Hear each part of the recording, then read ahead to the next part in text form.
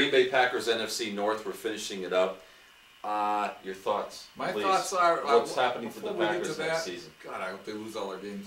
What I wanted to say, remember in the previous segment, which was about like 3 weeks ago Thursday, we mentioned the Notre Dame college football player. I just wanted to tell you his name. His name was Tahoe. Honolulu. No. Takunchi Kamolinga Timbuktu. His name was Teo. And he was the guy. How do you get that on the back of a jersey? It had They 3 lines. shortened it to Timbuk? It took 3 lines and then it went around. No, see, he shortened it all. He shortened his name to Teo because the full name wouldn't fit even if you went around in circles and took up 3 lines. But he was the guy that we were talking about in the previous segment where he had this fake scandal going on with a girlfriend that never existed. Oh, yes, and then she died. Notre Dame. Right, Notre Dame. National championship game against Alabama. So in the lead up to the game, this is what was going through his mind. And somebody was playing a joke on him. The media reported it as if it was a real girlfriend that lived and died, and oh, what a tragedy. But the fact is, she never existed. So I guess the media. Why did he create this fictitious? No, he didn't create it. I don't know who created it. Somebody created it. You know, he's got a name that just sounds like somebody who can really limbo. He could limbo. I bet he could limbo. Yeah. I could see him on the sand, couldn't you? Yeah, I know. Just shimmying down underneath that pole. That's something that we're going to have to hire a co-ed to come demonstrate that maybe for the next section, because I ain't going to do it. Well, I know it's hard for you not to be, not for you to be biased, and of course any football fan's going to be biased against teams in the same division. But as I said earlier, actually, unfortunately, I don't think Chicago's made enough moves, and I don't think Detroit's probably got themselves to the point, although they are looking better and probably will come in about 2nd or 3rd in that division. Green Bay, I think, is still the elite team in the division. I still think there's enough youth there, unfortunately, and they have made some trades that are pretty significant. Very surprised, though, let's talk about this, that they take a wide receiver like Donald Driver, who's been such a guy in the driver's seat for quite a while for them. No pun intended. Not at all, but I do segue quite well. Thank you for asking. Cheers. And you look at, back at you, and you look at Greg Jennings, and you look at that tandem of receiver core, well, however they did it, but to some degree they spurred Driver into retirement. Jennings they allow to go to the Minnesota Vikings, which if I was any kind of a young man, which I'm not, and if I was a poor man, or would I be here? But that's a whole nother story, and I speak in rhetoric, and who am I? And in circles. And why are you? Yeah, and All there right. we go.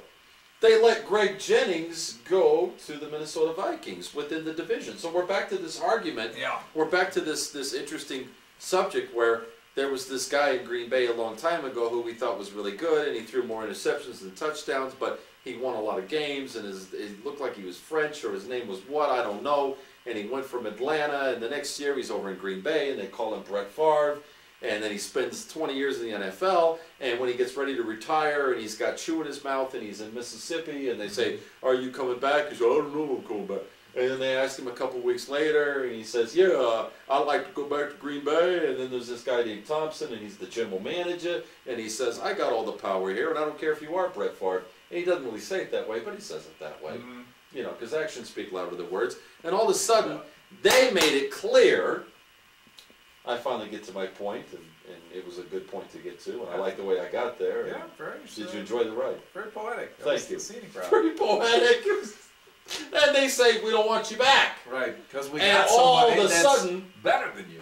yeah, and how dare it, how could you, and he was just as good. He was just as good, and he's proved it. His name's Aaron Rodgers. But my point, as you probably have gotten, he made it very clear, Brett Favre did, that he wanted to be traded to the Minnesota Vikings. That's the team he wanted to go to. Green Bay was smart enough at that time to say, no, you will not be traded. We will not allow that in division. You will only be allowed by this organization to go out of division. Mm-hmm. So then he had to go to the New York Jets. And then he saw some guy there was a fan who didn't know if he was a Miami Dolphins fan or a Jets fan because he'd been cryogenically frozen, and he didn't pay for the good stuff, and he paid for the discount freeze. Discount freeze. You see how it all comes full circle? Big mistake. And I bet you never knew this had an influence on Brett Favre's career, but go on. That's a whole other story. Wow, that's a story you've been telling. Because he froze parts and took pictures, and that's a whole other story. Oh, yeah. And people saw the pictures, and girls got upset, and his wife said, I don't care, because you got plenty of money, and he got on a tractor, and people asked him if he'd come back and play, and he went to Minnesota, and he played pretty good for one season. He had his best season ever. Then he said, I think I'm going to take pictures of my whatever in New York because, I don't know, the Big Apple got to his big... You get it, right? This is a family show, Joey. Just remember that. But we got to keep it grande. Grande, okay. Big. We'll cut that out of the primetime segment, but we'll include it in the 11 o'clock segment. The Big Apple is New York, and it got to his big ego. You got it? Got Lego my ego. Vale. You got it? That's See? all I was going to say. See? But I understand. And so, my question, Yes. after I totally devastated my Adam's apple, Is why would they allow Greg Jennings, who's a little bit older, a little bit more mature of a player, he's in his early 30s, that's pretty old for NFL, but the Packers made it very clear they let him go to the Minnesota Vikings this season. And now they're down a driver and a Jennings. It sounds like the Vikings are collecting star players from other teams in their division. They got Urlacher. They got Jennings. Well, I don't know. That's that. If there's so when you got some lacquer and you got some Jennings to put it on, you're going to have a pretty good finish. I'm saying that's if there's a blueprint for the Vikings rising to the top in the NFC North. I mean, that sounds like it. That could be it. It's exactly the diagnosis I came up with, Doctor. There are these teams, we'll go over it again as far as I'm concerned, and you tell me if you have any yays or nays in here. These are the teams that I always talk about in the cycle of the NFL. They get to a point where they finally tweak it fine enough. They've got the offense they need. They have the defense they need. They have the special teams they need. They have the coaching staff. There's your 4 areas. And they tweak it. They get the right players. And they get to a season like the teams I'm about to mention where they have a lot of success. They get deep in the playoffs. And they say we need little touches like you just mentioned of players, positions where this is all we need to really get over the edge, to finally get what we need to win. Minnesota Vikings are a perfect example. Yes, they didn't get quite as deep in the playoffs, but they've got all the pieces in place. Obviously, they're going to go out and spend as much money as they did on veteran trades because they feel they can make a real run at the playoffs. I feel the same way about the Seahawks. I feel the same way about the 49ers. And I want to throw another team in there also if we're done talking about the Green Bay Packers. I'm excited about the Houston Texans. I'd like to know your opinion on those Cowboys down there. Certainly. Okay, but just to wrap up on the Packers. As long as they got Aaron Rodgers throwing the ball, they're going to have a very good team. Their defense was good last year. It'll be good again this year. They obviously got some holes to fill at wide receiver, but they have gotten it done. Aaron Rodgers has gotten it done, you know, since a few years ago when he really came into his own as the quarterback of the Packers.